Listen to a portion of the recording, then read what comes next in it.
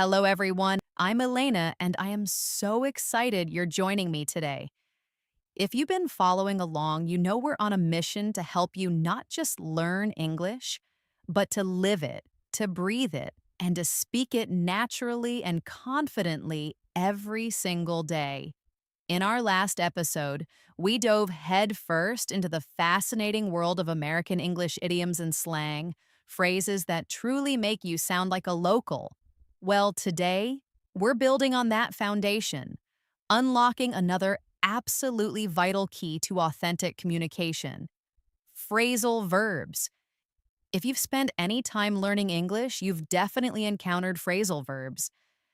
Maybe you've even found them a bit tricky, or perhaps downright frustrating. You're certainly not alone. They often pop up unexpectedly, changing the meaning of a simple verb in ways that seem completely illogical at first glance. It's like trying to put together a puzzle where some of the pieces magically transform when you connect them. But here's the secret: native speakers use them constantly, effortlessly, without even thinking about it. They are the backbone of casual, everyday conversation, work discussions, and even more formal settings. Trying to understand a movie, a podcast, or even just a casual chat with an American without knowing phrasal verbs is like trying to navigate a bustling city with half a map.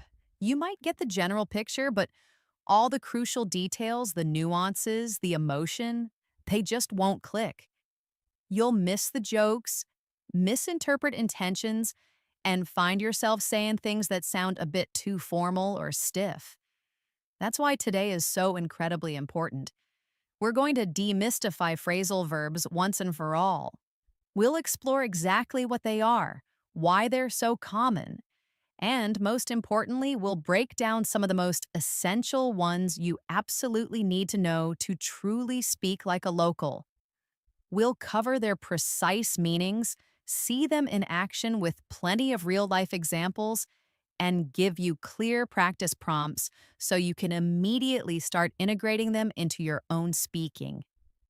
This isn't just about adding more words to your vocabulary list, it's about adding a new dimension to your English, allowing you to connect more authentically and express yourself with greater ease.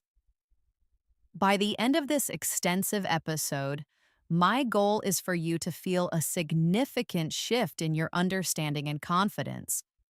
You won't just know a list of phrasal verbs, you'll understand how they work, when to use them, and how to decipher them even in fast paced conversations.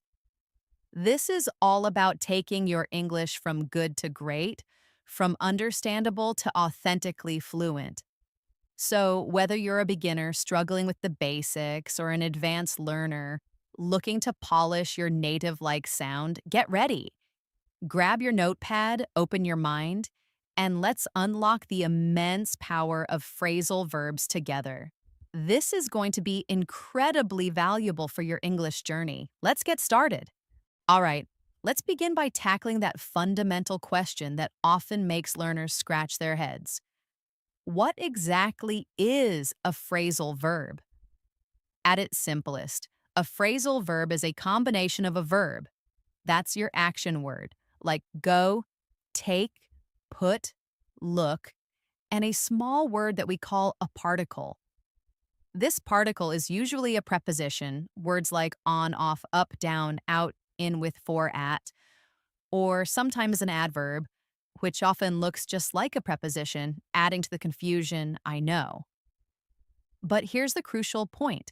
When these two parts, the verb and the particle, come together, they fuse to create a brand new meaning that is often entirely different from the original verb alone.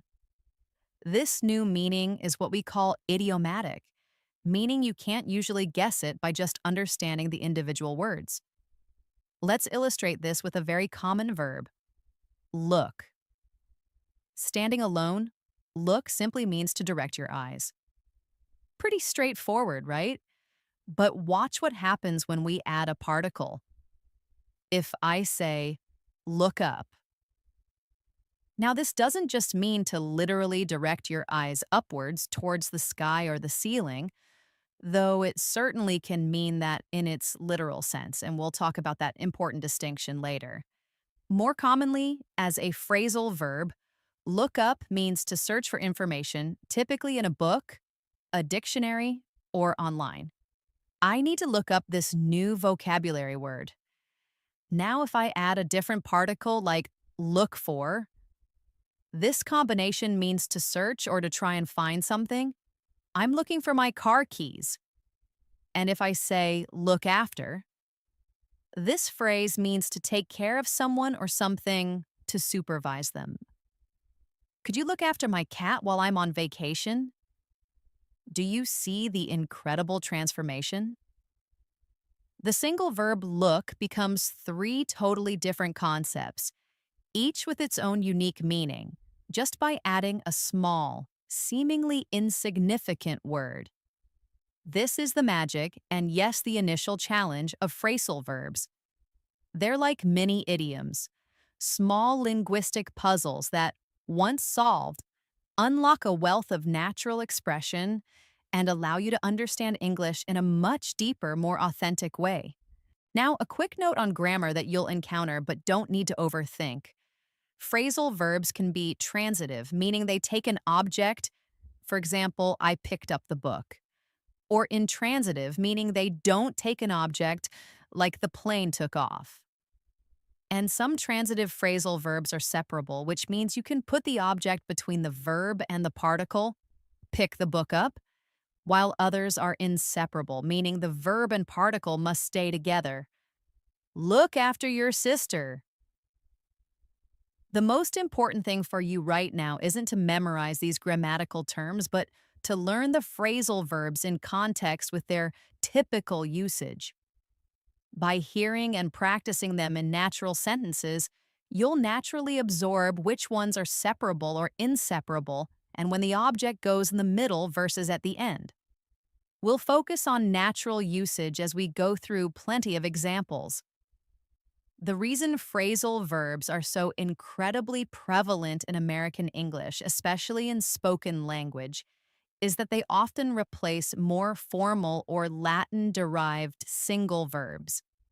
Instead of saying investigate, we very often say look into. Instead of tolerate, we say put up with. Instead of cancel, we say call off. Using these phrasal verbs makes your English sound much more casual, more conversational, more accessible, and, well, more authentically American. It's a key part of fitting in and sounding like you really belong in English-speaking environments. So, are you feeling ready to dive into some of the most common and essential phrasal verbs that will immediately make your English shine? We're going to explore them one by one, giving you plenty of opportunities to practice each one so you can start using them with confidence today. Essential phrasal verbs for everyday life and communication. We'll start with some phrasal verbs that are integral to your daily routine and actions, then move into how they shape our conversations and relationships, and finally touch upon some extremely useful ones for work, problem solving, and general situations. This is a big list, so take your time, listen carefully, and repeat after me. Let's kick things off with a couple of verbs related to getting your day started and managing your physical presence. First, get up. The most common meaning of get up is to rise from bed after sleeping. It's a daily action for almost everyone, so it's incredibly useful to know. For example, you might say, I have to get up early tomorrow for work. Or, it was so cold that I didn't want to get up this morning. Sometimes it refers to just rising from a seated position, as in, please get up and come over here. Now think about your own morning routine. What time do you usually get up? Try saying this aloud. I usually get up at 7 a.m. Next, very similar but distinct, is wake up. This phrasal verb means to stop sleeping. It can be transitive, meaning something else wakes you up, or intransitive, meaning you simply become awake.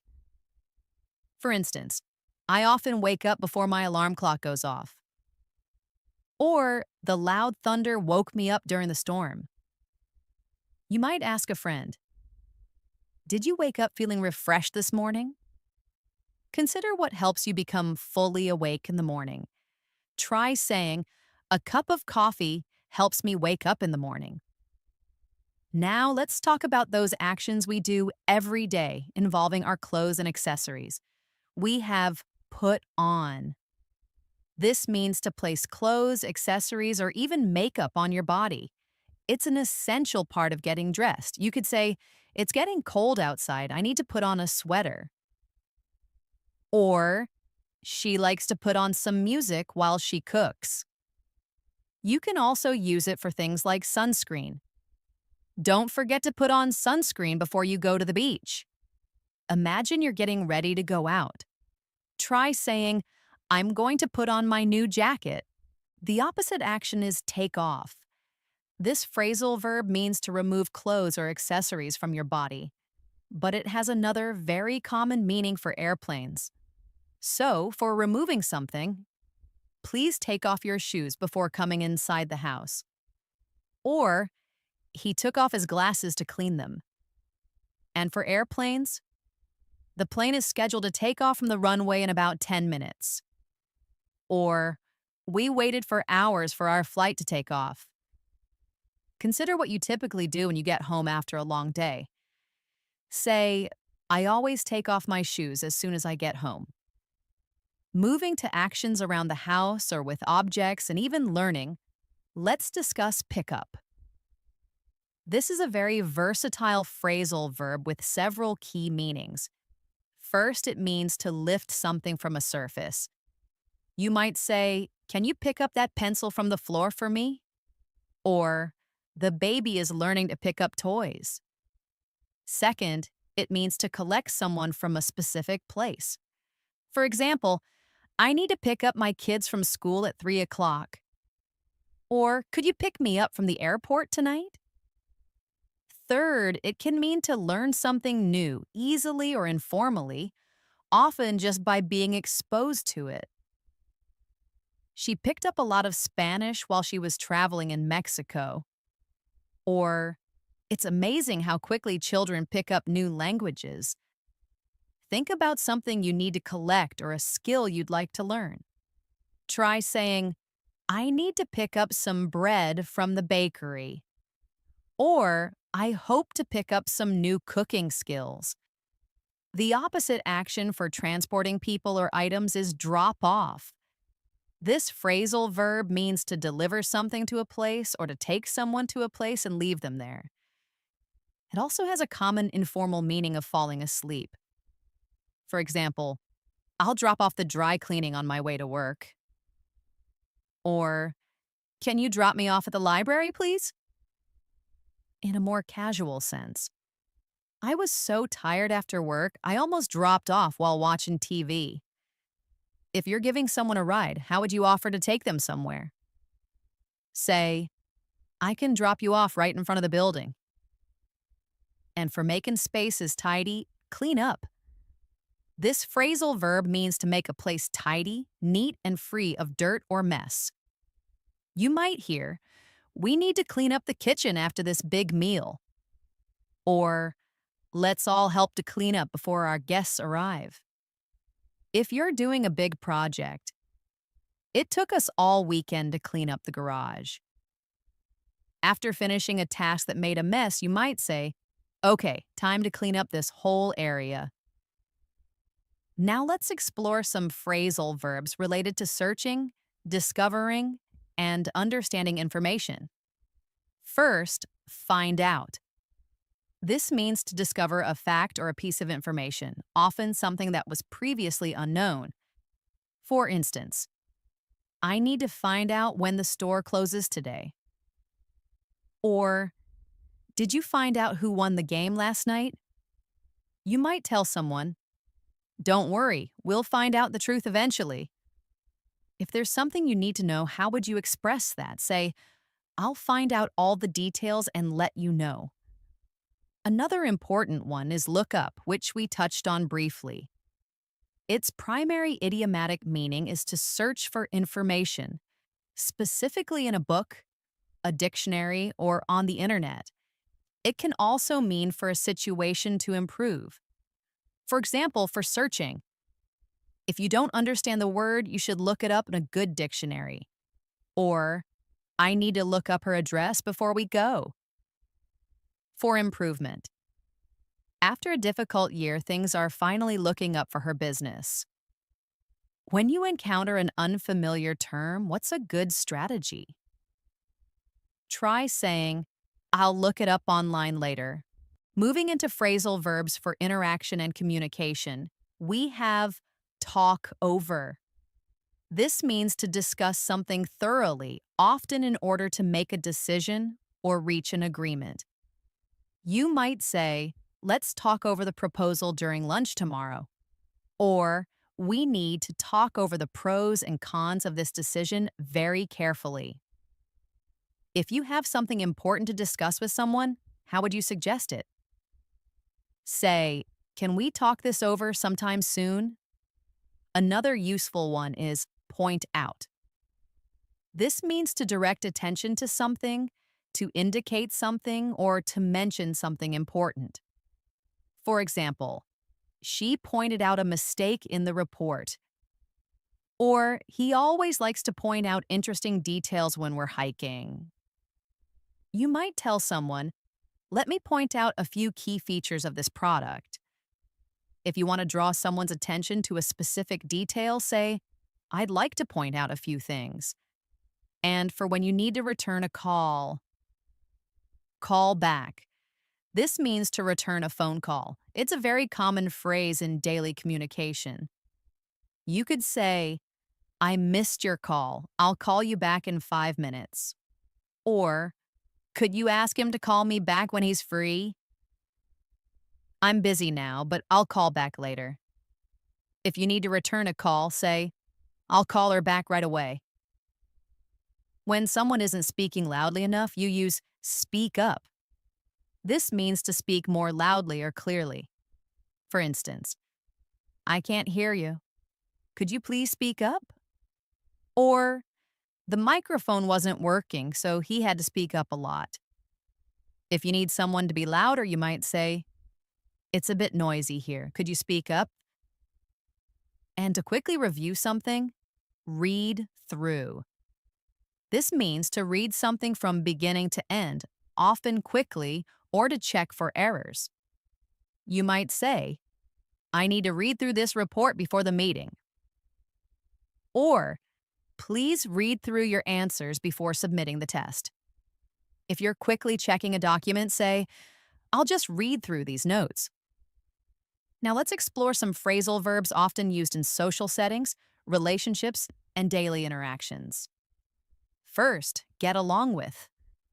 This means to have a friendly relationship with someone, to like each other, and coexist peacefully. It's very important for describing social harmony. For example, I'm lucky I get along with all my coworkers really well. Or, do you get along with your new neighbors? You might observe, despite their differences, they seem to get along with each other just fine. Describe a relationship you have. Say, I get along with most people. We already touched on this one in our slang episode, but it's such a common phrasal verb it bears repeating, hang out. This means to spend time casually with friends, to socialize informally, often without a specific plan. You might say, do you want to hang out after class today? Or, we used to hang out at the coffee shop every Saturday afternoon. I'm just hanging out at home this evening, relaxing. Suggest some casual plans to a friend. Hey, let's hang out sometime this week.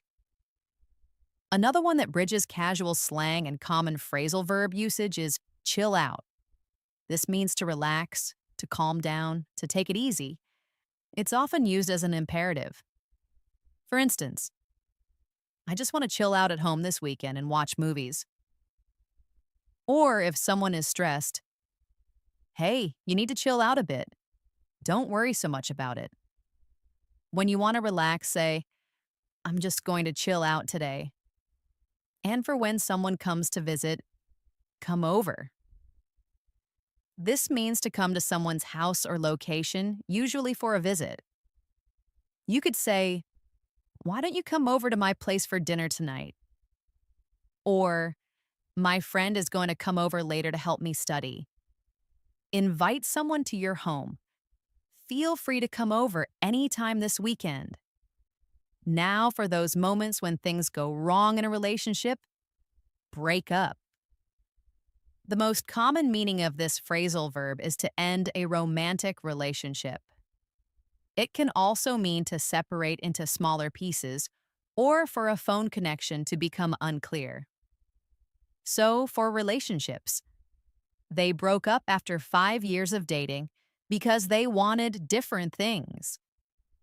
For separation, the old wooden structure started to break up and fall apart. And for phone calls, sorry, you're breaking up. I can't hear you clearly at all. If a relationship ended, you might say, they broke up last month. Or on a bad phone call, I can't hear you, you're breaking up. After a disagreement, people often make up. This phrasal verb has several meanings, but a key one is to reconcile after an argument, to become friends again. It can also mean to invent a story or excuse, or to compensate for something.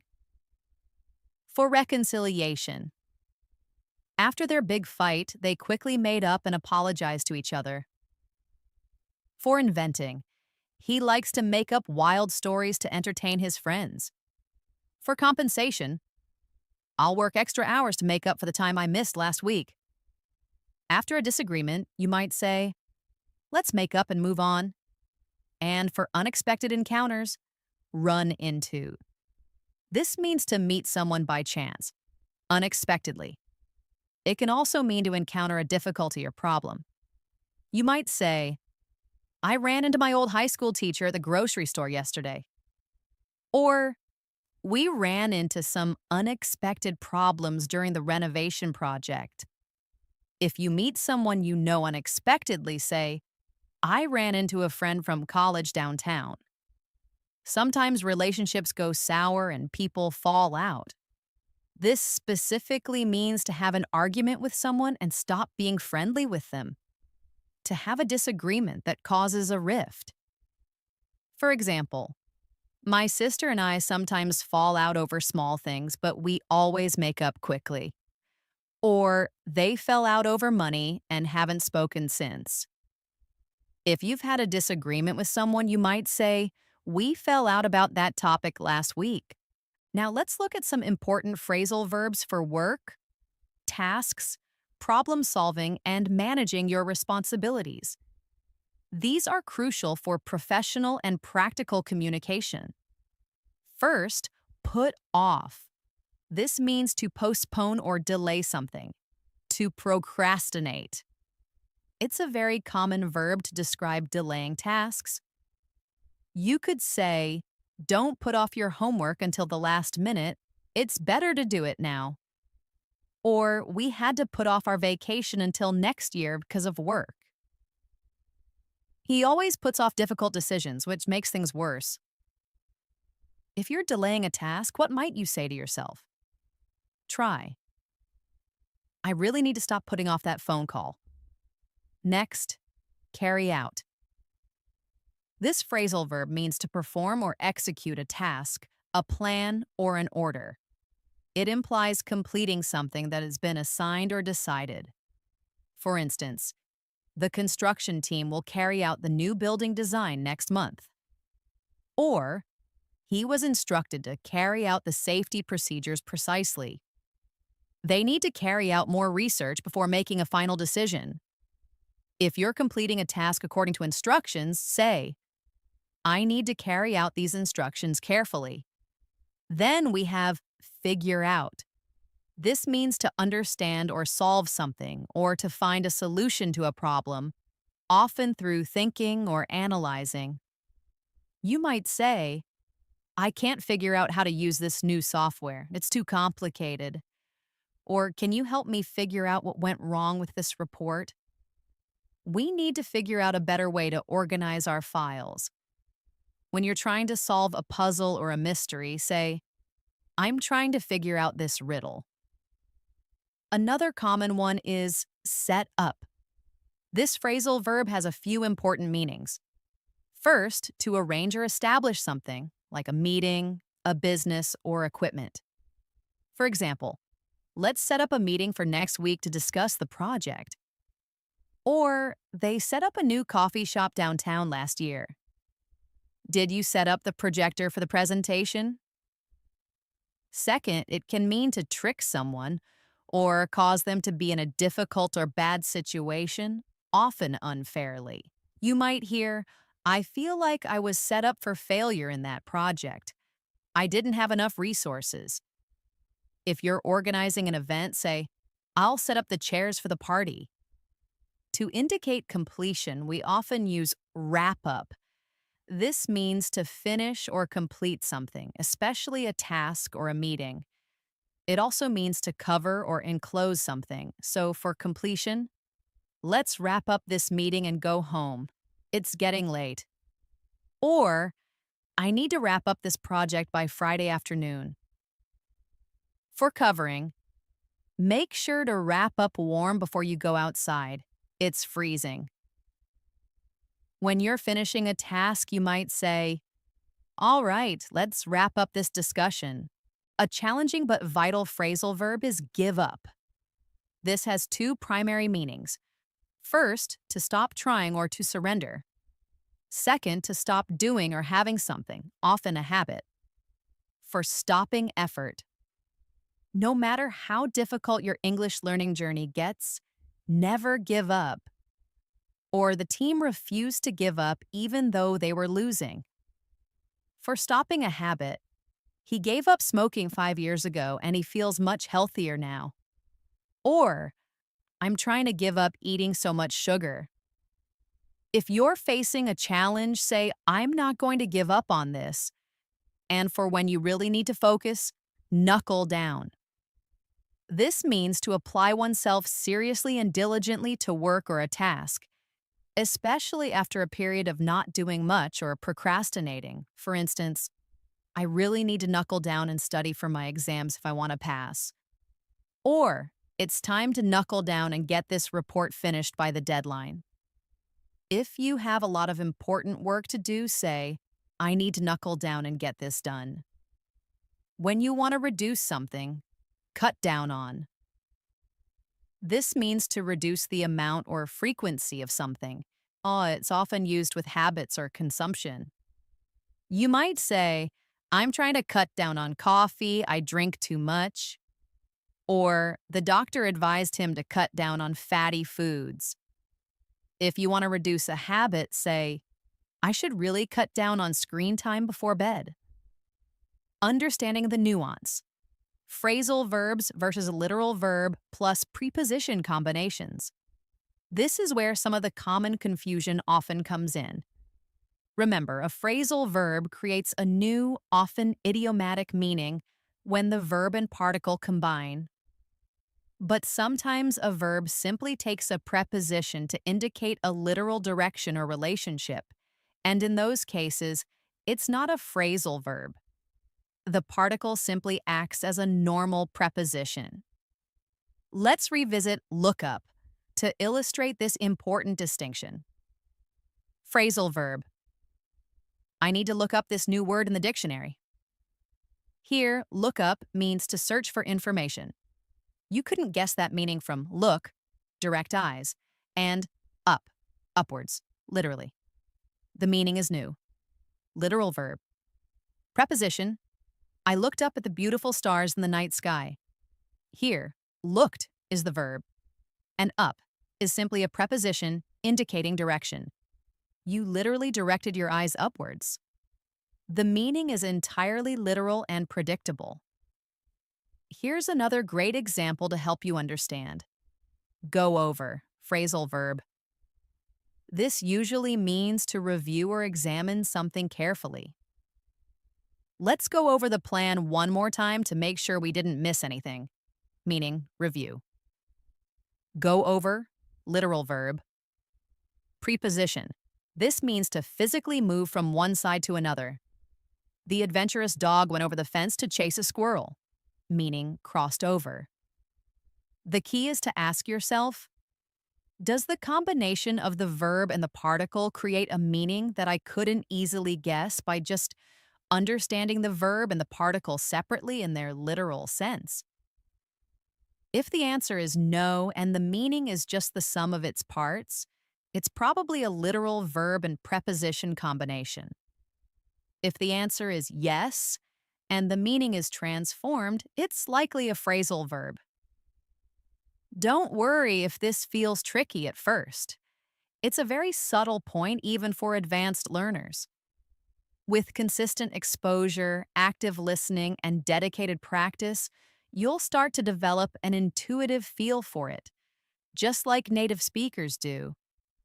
The more you immerse yourself in natural English, the more these nuances will become clear and natural for you. It's like recognizing faces. At first, you might not be sure, but with more encounters, it becomes instant. Common mistakes with the phrasal verbs and how to avoid them so you can speak naturally. Even advanced learners, people who have been speaking English for years, sometimes stumble with phrasal verbs. But recognizing these common pitfalls is the first step to avoiding them. First, treating them like single interchangeable verbs. While many phrasal verbs do have single word equivalents, you can't always swap them out. For example, put off means postpone, but you wouldn't say I put off the book if you meant I put the book down. Each phrasal verb and its single verb counterpart has specific contexts where it sounds natural. The mistake is assuming a direct, universal substitution. The solution is to learn the specific situations and nuances where each phrasal verb is appropriate, just like you would for any other unique vocabulary item. Second, a very common and often frustrating mistake is confusing separable and inseparable phrasal verbs. Let's explain this simply. A separable phrasal verb means the object can go between the verb and the particle, or after the particle. For example, with turn on, meaning to activate something. You can say, turn on the light, or turn the light on. Both are correct. However, if the object is a pronoun, like it, them, him, her, it must go in the middle, so you must say, turn it on, never turn on it. This is a crucial rule for separable phrasal verbs. An inseparable phrasal verb means the verb and the particle must always stay together. You cannot put the object in the middle, for example, with look after, meaning to take care of. You must say, look after your sister, never look your sister after. The object always comes after the entire phrasal verb. The common mistake, people often put a pronoun after an inseparable phrasal verb, or they put a regular object in the wrong place for a separable one. The solution, when you learn a new phrasal verb, pay attention to its examples. If you often see the object in the middle, especially with pronouns, it's likely separable. If the object is always at the end, it's likely inseparable.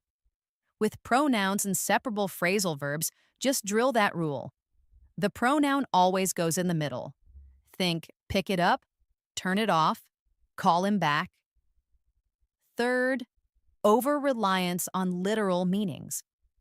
As we discussed earlier, the biggest hurdle with phrasal verbs is that their meaning is often completely idiomatic.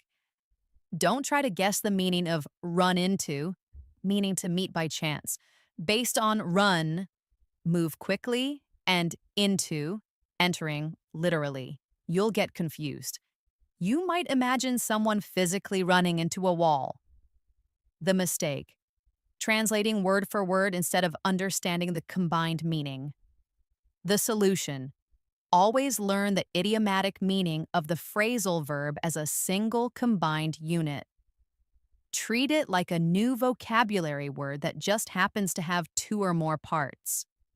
Fourth, learning them in isolation. A long list of phrasal verbs and their single word definitions is a starting point, but it's not enough to truly internalize them. The mistake? Memorizing definitions without seeing them in real use. The solution? You need to see them in full, natural sentences, in conversation to truly grasp their nuances and appropriate usage. The context is everything. How do native speakers use them? In what kinds of situations? What are the common collocations? Advanced strategies for mastering phrasal verbs like a native speaker. Now that we've covered some common mistakes and understood the core concepts, let's talk about how to really get a handle on phrasal verbs and make them a natural, effortless part of your English. These are the strategies that move you beyond basic understanding to confident, authentic use. First, and this is the golden rule for vocabulary of all kinds, learn them in context. Don't just memorize, give up equals surrender. That's too simplistic and won't help you use it naturally. Instead, learn full, natural sentences. Don't give up on your dreams. Or, I decided to give up sugar for my health.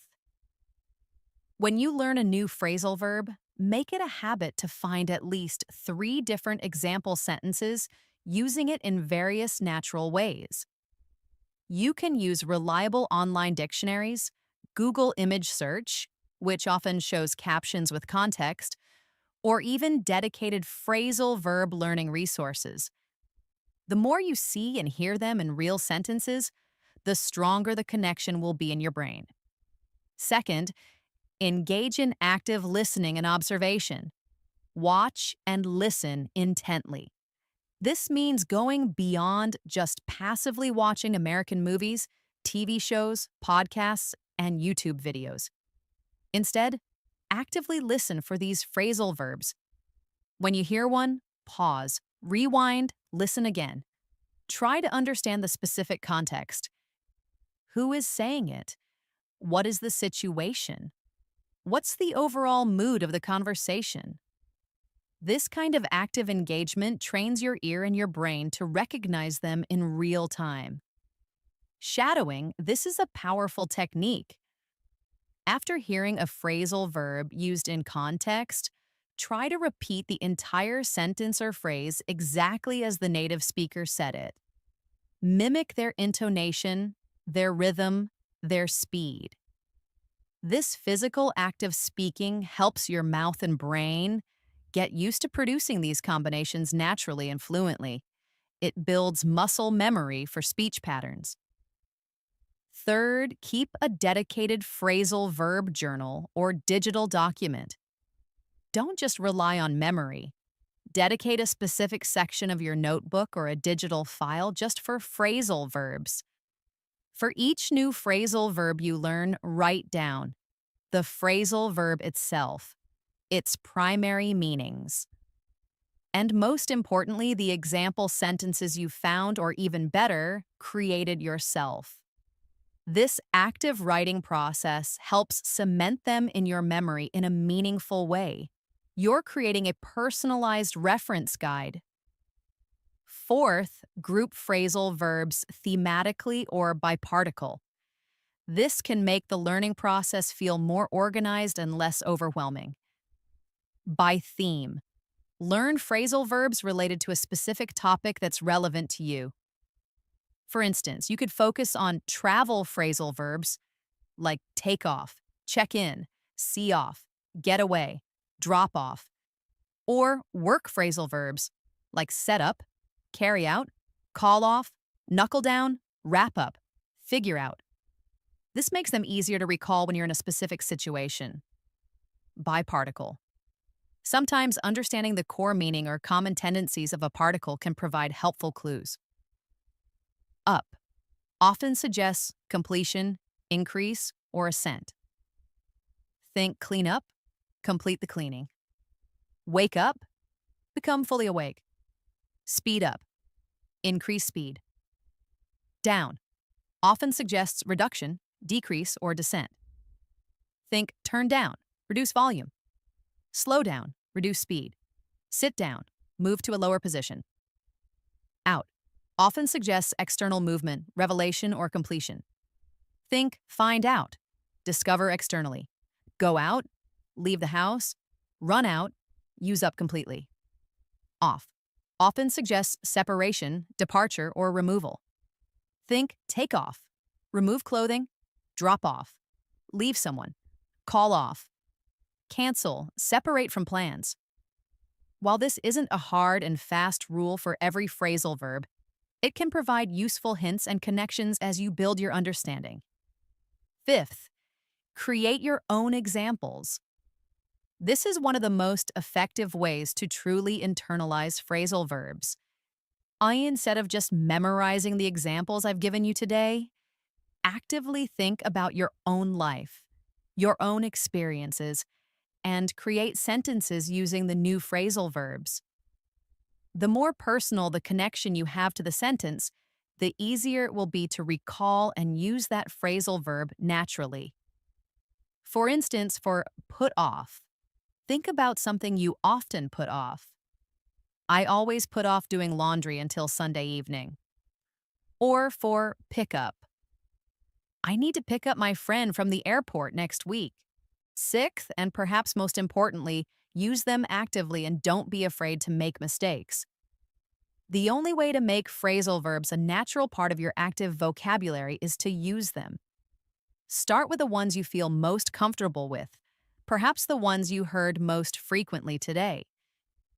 Try to incorporate just one or two new phrasal verbs into your daily conversations with a language partner, a tutor, or even when you're simply thinking or talking to yourself in English. Don't worry about perfection. Focus on communication.